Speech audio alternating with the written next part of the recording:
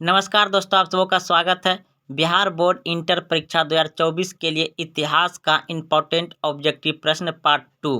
पहला प्रश्न आपके सामने है कि आईने ए अकवारी कितने भागों में विभक्त है। प्रश्न पूछा गया था आईने ए अकवारी कितने भागों में विभक्त है, तो ऑप्शन नंबर डी बिल्कुल सही होगा दोस्तों, 5 भागों में। अगला प्रश्न है आपका, दिल्ली से दौलताबाद किस शासक ने अपनी राजधानी परिवर्तित की। दिल्ली से दौलताबाद किस शासक ने अपनी राजधानी परिवर्तित की, तो इस प्रश्न का उत्तर हो जाएगा आपका ऑप्शन नंबर बी बिल्कुल सही है, मोहम्मद बिन तुगलक ने। मोहम्मद बिन तुगलक ने। अगला प्रश्न आपका, गुलबदन बेगम ने किसके आग्रह पर हुमायूंनामा लिखा, तो इस प्रश्न का उत्तर हो जाएगा आपका अकबर। अकबर, ठीक है। अगला प्रश्न देखिए, प्रश्न आपका, बादशाहनामा किसने लिखा। बादशाहनामा किसने लिखा, तो इस प्रश्न का उत्तर हो जाएगा आपका फजल अली का पुत्र Abdul Hamid Lahori. Option number C बिल्कुल सही है। बादशाहनामा किसने लिखा, अब्दुल अहमद लाहौरी ने लिखा था। ऑप्शन नंबर सी सही है। अगला प्रश्न आपका, फतेहपुर सीकरी को राजधानी किसने बनाया। फतेहपुर सीकरी को राजधानी किसने बनाया, तो इस प्रश्न का उत्तर हो जाएगा आपका ऑप्शन नंबर ए बिल्कुल सही है, अकबर ने। अगला प्रश्न है, अकबर ने किस सैन्य में दीन ए इलाही चलाया, तो इस प्रश्न का उत्तर हो जाएगा आपका ऑप्शन नंबर सी डी बिल्कुल सही है, 1582 ईस्वी में अकबर ने किस सैन्य में दीन ए इलाही चलाया, तो 1582 ईस्वी में चलाया था। ऑप्शन नंबर डी सही है। अगला प्रश्न है, अकबर का संरक्षक कौन था। अकबर का संरक्षक कौन था, तो Bairam Khan. Option number A सही है। अगला प्रश्न है आपका, भारत में मुगल वंश का संस्थापक कौन था। भारत में मुगल वंश का संस्थापक बाबर था। ऑप्शन नंबर ए बिल्कुल सही हो जाएगा, बाबर। अगला प्रश्न है कि भारत का अंतिम मुगल सम्राट, भारत का अंतिम मुगल सम्राट कौन था, तो भारत का अंतिम मुगल सम्राट था Bahadur Shah Zafar. Bahadur Shah Zafar. Option number C बिल्कुल सही है। अगला प्रश्न है, अकबर के समकालीन इतिहासकार कौन थे। दोस्तों इस प्रश्न का उत्तर बी हो सकता है, लेकिन इस प्रश्न को छोड़ दीजिए आप। तो चलते हैं, इस प्रश्न में ऑप्शन नहीं मिल रहा है, जो भी है तो उस समय तो बता रहा है अबुल फजल, लेकिन इसमें नहीं है, तो ऑप्शन बी हो सकता है। तो चलते हैं अगले प्रश्न की ओर। और अब सभी प्रश्न दोस्तों बिल्कुल 100% सही मिलेगा। चलिए अगला प्रश्न पूछा है कि मुस्लिम लीग की स्थापना किस वर्ष हुई थी, तो ये सभी आप सभी बहुत अच्छे से जान रहे होंगे, 1906 ईस्वी में। तो चलते हैं अगले प्रश्न की ओर।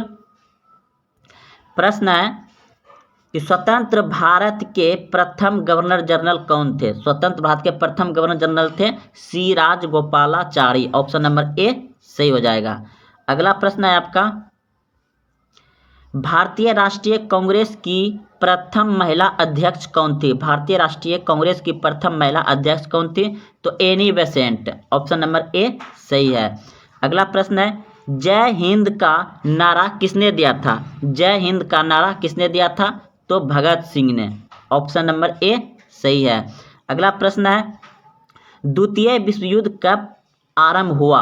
द्वितीय विश्व युद्ध कब आरंभ हुआ, तो इस प्रश्न का उत्तर हो जाएगा आपका ऑप्शन नंबर सी बिल्कुल सही है, 1 सितंबर 1939 ईस्वी को। अगला प्रश्न है, पाकिस्तान एक स्वतंत्र राष्ट्र के रूप में कब अस्तित्व में आया। पाकिस्तान एक स्वतंत्र राष्ट्र के रूप में कब अस्तित्व में आया, तो ऑप्शन नंबर सी बिल्कुल सही है, 14 अगस्त 1947 ईस्वी को। 14 अगस्त 1947 ईस्वी को। अगला प्रश्न है, संविधान के प्रारूप समिति के अध्यक्ष कौन थे। संविधान के प्रारूप समिति के अध्यक्ष कौन थे, तो इस प्रश्न का उत्तर हो जाएगा आपका ऑप्शन नंबर ए बिल्कुल सही है, Bhimrao Ambedkar. Option number A सही है। अगला प्रश्न है, भारत कब गणतंत्र हुआ। भारत कब गणतंत्र हुआ, तो दोस्तों भारत स्वतंत्र हुआ था 15 अगस्त 1947 को स्वतंत्र हुआ था। और भारत गणतंत्र कब हुआ, 26 जनवरी 1950 को। ऑप्शन नंबर सी बिल्कुल सही है। इस दिन संविधान लागू हुआ और उसी दिन को हम लोग कहते हैं गणतंत्र दिवस मनाते हैं 26 जनवरी 1950 को। अगला प्रश्न है, स्वतंत्र भारत के प्रथम गृह मंत्री कौन थे? स्वतंत्र भारत के प्रथम गृह मंत्री कौन थे? तो वल्लभ भाई पटेल। ऑप्शन नंबर ए बिल्कुल सही है, वल्लभ भाई पटेल। अगला प्रश्न है, पाकिस्तान का पहला प्रधानमंत्री कौन था? पाकिस्तान का पहला प्रधानमंत्री था Liaquat Ali. Option number B सही है, लियाकत अली। अगला प्रश्न है, बहादुर शाह जाफर को देश निकाल कर कहाँ भेजा गया? बहादुर शाह जाफर को देश से निकाल के कहाँ भेजा गया? तो रंगून, वहीं पे इसका मृत्यु भी हो गया था, रंगून भेज दिया गया था। ऑप्शन नंबर सी सही है।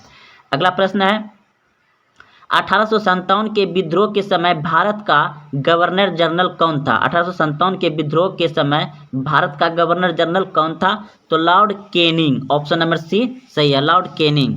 अगला प्रश्न है दोस्तों, इस प्रश्न का उत्तर जो है कि आप अगर जान रहे तो कमेंट में दीजिएगा, नहीं तो हम कमेंट में आपको बता देंगे। चलते हैं अगले प्रश्न की ओर।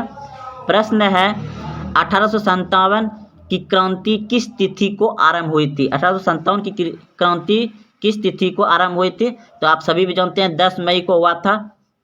अगले प्रश्न की ओर। प्रश्न है, गेटवे ऑफ इंडिया कहाँ स्थित है? तो गेटवे ऑफ इंडिया बॉम्बे में स्थित है। कहाँ है? बॉम्बे में। गेटवे ऑफ इंडिया कहाँ स्थित है? बॉम्बे में। अगला प्रश्न है, इंडिया गेट का निर्माण कब हुआ? इंडिया गेट का निर्माण कब हुआ? तो 1911 ईस्वी में। ऑप्शन नंबर ए बिल्कुल सही है, 1911 ईस्वी में इंडिया गेट का निर्माण हुआ था। अगला प्रश्न है, भारत में रेलवे की शुरुआत कब हुई? भारत में रेलवे की शुरुआत कब हुई? तो 1853 ईस्वी में। ऑप्शन नंबर सी बिल्कुल सही है।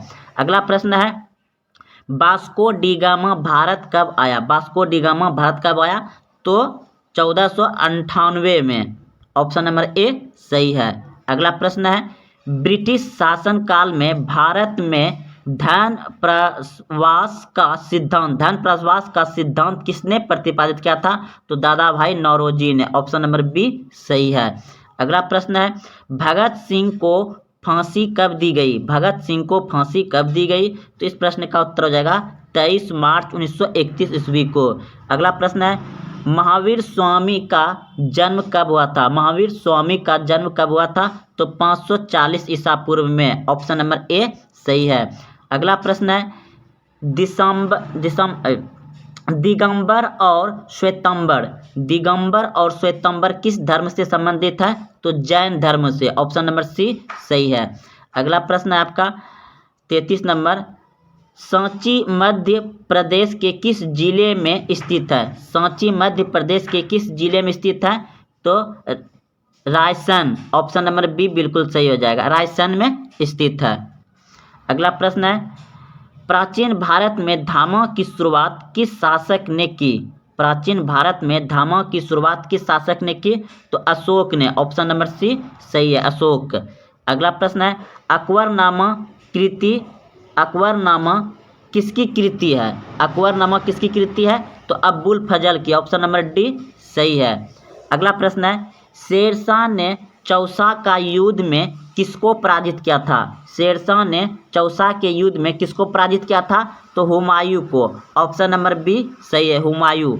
अगला प्रश्न है, जीतल किस धातु का होता है? जीतल किस धातु का बना होता है या होता है? तो चांदी का। ऑप्शन नंबर बी सही है, चांदी का।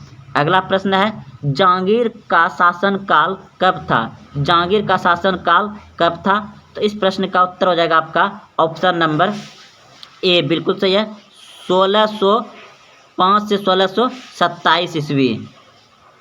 अगला प्रश्न है, अकबर के काल में भूमि को कितने भागों में वर्गीकृत किया गया था? अकबर के काल में भूमि को कितने वर्गों में वर्गीकृत किया गया था? तो ऑप्शन नंबर बी बिल्कुल सही है, 4।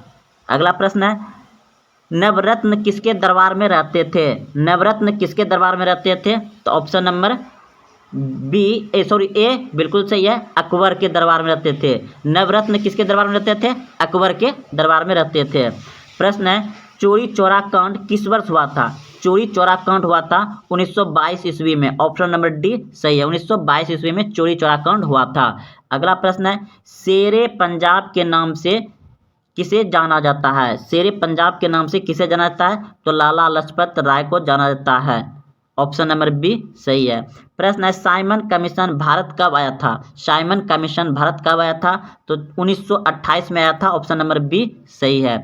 अगला प्रश्न है निम्न में से कौन सा आंदोलन डांडी मार्च से शुरू हुआ? निम्न में से कौन सा आंदोलन डांडी मार्च से शुरू हुआ था? तो असहयोग आंदोलन से हुआ था। ऑप्शन नंबर सी सही, असहयोग आंदोलन। अगला प्रश्न है डांडी किस राज्य में स्थित है? डांडी किस राज्य में स्थित है? तो गुजरात में। ऑप्शन नंबर डी सही है। अगला प्रश्न है महात्मा गांधी ने पहला किसान आंदोलन कहाँ शुरू किया था? महात्मा गांधी ने पहला आंदोलन कहाँ शुरू किया था? तो चंपारण में किया था। अगला प्रश्न है आपका 1942 में कौन सा आंदोलन हुआ था? 1942 में कौन सा आंदोलन हुआ था? तो भारत छोड़ो आंदोलन हुआ था। ऑप्शन नंबर डी सही है। अगला प्रश्न है रॉलेट एक्ट किस वर्ष पारित हुआ? रॉलेट एक्ट किस वर्ष पारित हुआ? तो ऑप्शन नंबर सी बिल्कुल सही है, 1919 ईस्वी में रॉलेट पारित हुआ। अगला प्रश्न है जलियांवाला बाग हत्याकांड कब हुआ था? जलियांवाला बाग हत्याकांड कब हुआ था? तो 1919 ईस्वी में हुआ था। ऑप्शन नंबर सी बिल्कुल सही है। अगला प्रश्न है बंगाल के विभाजन की घोषणा किस वर्ष हुई थी? बंगाल की विभाजन की घोषणा हुआ था 1905 ईस्वी में। बंगाल के विभाजन की घोषणा कब हुई थी? 1905 ईस्वी में। अगला प्रश्न है अंगुत्तर निकाय के अनुसार महाजनपदों की संख्या कितनी थी? तो 16 थी। ऑप्शन नंबर बी सही है, 16। अगला प्रश्न है मगध साम्राज्य की स्थापना किसने की थी? मगध साम्राज्य की स्थापना किसने की थी? तो मगध साम्राज्य की स्थापना की थी बिम्बिसार ने। ऑप्शन नंबर ए बिल्कुल सही है, बिम्बिसार। अगला प्रश्न है चंद्रगुप्त मौर्य का शासन काल क्या था? चंद्रगुप्त मौर्य का शासन काल ये था 223 से 298 ईसा पूर्व। ऑप्शन नंबर डी बिल्कुल सही होगा। अगला प्रश्न है विक्रमादित्य की उपाधि किस सम्राट ने ग्रहण की थी? विक्रमादित्य की उपाधि किस सम्राट ने ग्रहण की थी?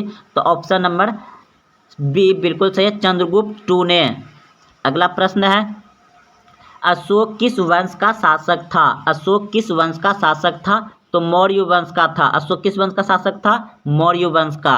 अगला प्रश्न है मौर्य साम्राज्य का प्रधान शासक कौन था?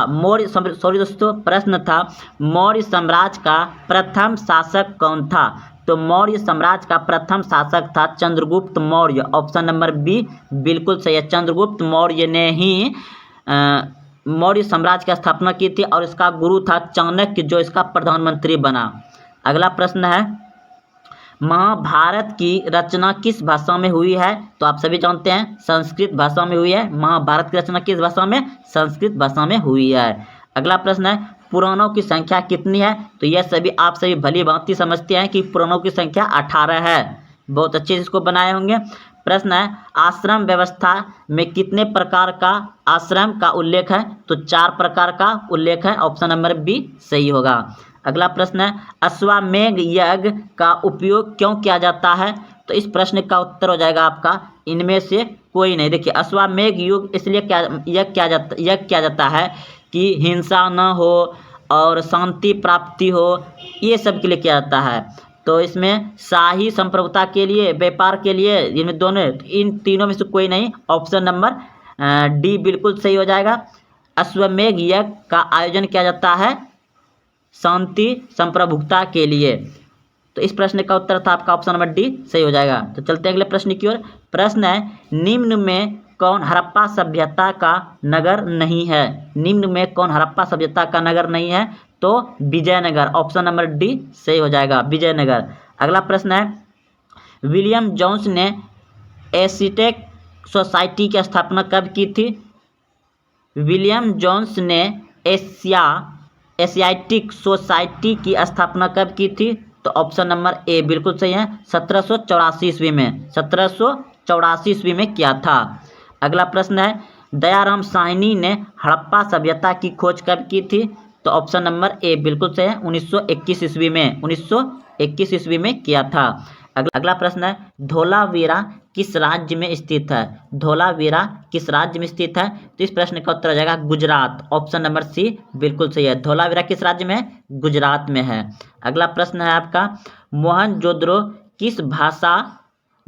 किस मोहनजोदड़ो किस भाषा का शब्द है? तो मोहनजोदड़ो सिंध भाषा का शब्द है। ऑप्शन नंबर डी बिल्कुल सही है। मोहनजोदड़ो किस भाषा का शब्द है?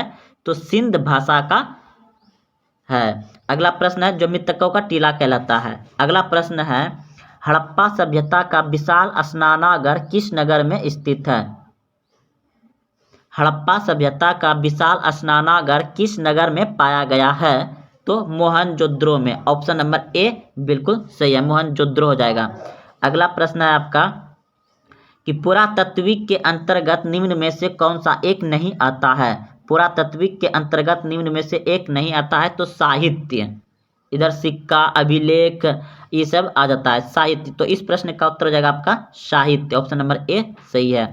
अगला प्रश्न है लोथल किस नदी के किनारे स्थित है? लोथल किस नदी के किनारे स्थित है? तो सिंध नदी के किनारे स्थित है। ऑप्शन नंबर ए बिल्कुल सही है। लोथल किस नदी के किनारे है? सिंध नदी के किनारे स्थित है।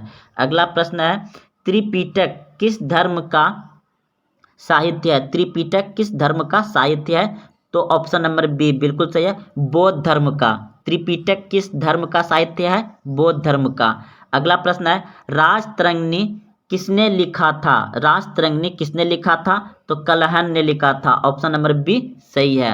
अगला प्रश्न है पानीपत के प्रथम युद्ध में बाबर ने किसे पराजित किया था? पानीपत के प्रथम युद्ध में बाबर ने किसे पराजित किया था? तो इस प्रश्न का उत्तर हो जाएगा आपका ऑप्शन नंबर जो है कि बी बिल्कुल सही है, इब्राहिम लोधी को।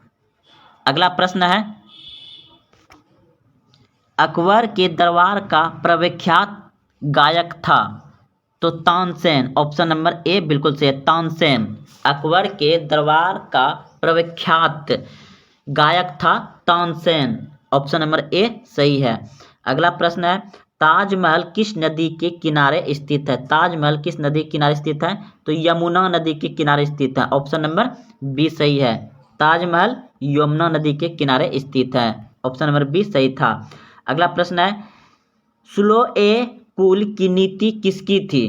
तो इस प्रश्न का उत्तर हो जाएगा आपका ऑप्शन नंबर बी बिल्कुल सही है, अकबर का था, अकबर का। अगला प्रश्न है किस मुगल शासक ने हिंदुओं पर से जजिया कर हटाया? किस मुगल शासक ने हिंदुओं पर से जजिया कर हटाया? तो अकबर ने। ऑप्शन नंबर बी बिल्कुल सही है, अकबर ने। अगला प्रश्न है रूस में भारत विधा का जनक किसे कहा जाता है?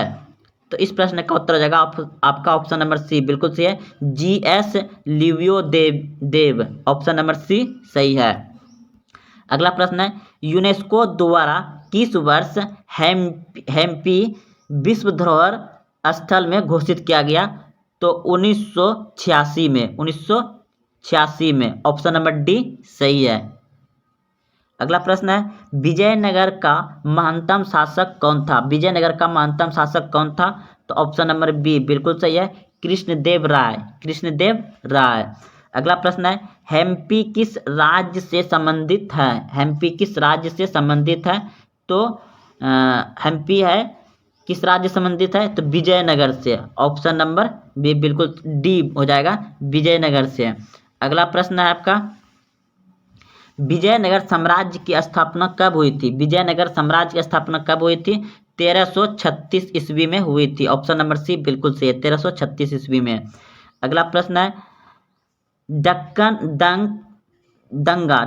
दंगा आयोग कब गठित हुआ था? तो इस प्रश्न का उत्तर हो जाएगा आपका ऑप्शन नंबर बी बिल्कुल सही है, 1980 ईस्वी में के आसपास लगभग। प्रश्न है लॉर्ड कॉर्नवालिस कोड कब बना? कॉर्नवालिस कोड कब बना? तो इस प्रश्न का उत्तर हो जाएगा आपका ऑप्शन नंबर बी बिल्कुल सही है, 1793 ईस्वी में। कॉर्नवालिस कोड कब बना? 1793 में। Cornwallis code 1793। अगला प्रश्न है दामिन ई कोहा क्या था? तो भूभाग था, भूभाग था। ऑप्शन नंबर ए बिल्कुल सही हो जाए, भूभाग। अगला प्रश्न है दोस्तों इस प्रश्न का उत्तर जो है कि लॉर्ड डलहौजी हो जाएगा। आप लोग आंसर अगर जान रहे हैं पहले से तो दे दीजिएगा कमेंट में, और अगर नहीं जानते हैं तो हम इसका कमेंट में आंसर पिन कर देंगे शाम में। तो चलते हैं अगले प्रश्न की ओर। प्रश्न है संथाल विद्रोह का नेता कौन था? संथाल विद्रोह का नेता कौन था? तो ऑप्शन नंबर ए बिल्कुल सही है, सिद्धू और कन्हू। संथाल विद्रोह का नेता कौन था? सिद्धू और कन्हू। अगर आंसर जो दिया गया है बिल्कुल गलत दिया गया है। इसका आंसर हो जाएगा डॉक्टर। यह एक व्यक्ति डॉक्टर था। अगर आप लोग रंग दिए हैं तो 1 नंबर जरूर मिलेगा। चलते अगले प्रश्न की ओर। प्रश्न है ईस्ट इंडिया कंपनी की स्थापना कब हुई थी? ईस्ट इंडिया कंपनी का स्थापना हुआ था 1600 ईस्वी में। ऑप्शन नंबर बी सही है। अगला प्रश्न है रानी लक्ष्मीबाई के गोद लिए पुत्र का नाम क्या था? लक्ष्मीबाई के गोद लिए पुत्र का नाम क्या था? तो इस प्रश्न का उत्तर हो जाएगा आपका ऑप्शन नंबर सी बिल्कुल सही है, दामोदर राव उसके पुत्र का नाम था, लेकिन इसने जिसका गोद लिया था उसका नाम नहीं दिया गया है। तो यही क्वेश्चन में रख दीजिए दामोदर राव। अगला प्रश्न है जगदीशपुर में 1897 के विद्रोह का नेतृत्व किसने किया था? तो कुंवर सिंह ने किया था। ऑप्शन नंबर बी सही है। अगला प्रश्न है 1857 के विद्रोह के समय इंग्लैंड के प्रधानमंत्री कौन थे? तो पॉम्पटन। ऑप्शन नंबर सी सही हो जाएगा। अगला प्रश्न है रामानंद के शिष्य कौन थे? तो रामानंद के शिष्य थे धन्ना एवं पीपा। ऑप्शन नंबर सी बिल्कुल सही है। अगला प्रश्न है तलवंडी किसका जन्म स्थान है? तलवंडी किसका जन्म स्थल है? तो नानक का। ऑप्शन नंबर बी सही है। अगला प्रश्न है ख्वाजा मोउद्दीन चिश्ती की दरगाह कहाँ है? तो अजमेर में। ऑप्शन नंबर डी बिल्कुल सही है, अजमेर में। ख्वाजा मोउद्दीन चिश्ती की दरगाह कहाँ है? अजमेर में। काशी में किस प्रसिद्ध संत का जन्म हुआ था? कबीर का। काशी में किस प्रसिद्ध संत का जन्म हुआ था? कबीर का। बीजक में किसके उपदेश संग्रहित है? बीजक में किसके उपदेश संग्रहित है? तो कबीर का। ऑप्शन नंबर ए बिल्कुल सही है, कबीर। अगला प्रश्न है हैनसोंग किस देश का यात्री था? हैनसोंग किस देश का यात्री था? तो चीन का। ऑप्शन नंबर सी बिल्कुल सही है, चीन का। प्रश्न है तहकीक ए हिंद किसकी यात्रा पर विवृत है? तो इस प्रश्न का उत्तर हो जाएगा अलबुर्नी। ऑप्शन नंबर ए बिल्कुल सही है, अलबुर्नी। तहकीक ए हिंद किसकी यात्रा का विवृत है? तो अलबुर्नी। अगला प्रश्न है मौर्य काल का प्रसिद्ध यूनानी यात्री कौन था? मौर्य काल का प्रसिद्ध यूनानी यात्री कौन था? तो मेगास्थनीज हो जाएगा। ऑप्शन नंबर बी बिल्कुल सही है, मेगास्थनीज। अगला प्रश्न है अलबुर्नी किसके साथ भारत आया था? अलबुर्नी किसके साथ भारत आया था? तो इस प्रश्न का उत्तर हो जाएगा ऑप्शन नंबर ए बिल्कुल सही है, मोहम्मद गजनी के साथ अलबुर्नी भारत आया था, मोहम्मद गजनी के साथ। अगला प्रश्न है कैप्टन हॉपकिंस किस मुगल शासक के दरबार में आया था? कैप्टन हॉपकिंस किस मुगल शासक के दरबार में आया था? तो जहांगीर के दरबार में आया था। तो दोस्तों ये रहा 100 प्रश्न का सही उत्तर 100 में से।